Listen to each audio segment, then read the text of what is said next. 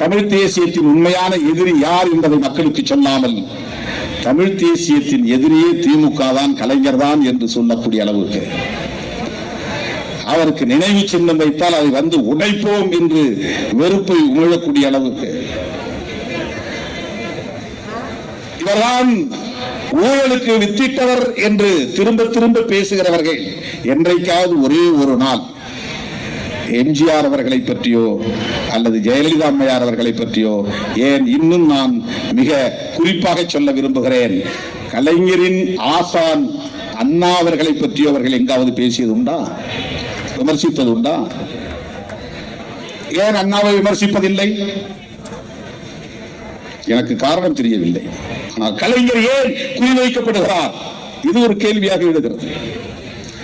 கலைஞர் அண்ணாவின் தம்பி, அண்ணா பெரியாரின் பிள்ளை. பெரியார் பேசிய அரசியலைத்தான் அண்ணா பேசினார். புதிதாக அவர் எதையும் சொல்லவில்லை. பெரியாரை பிரதிபலித்தவர் அண்ணா.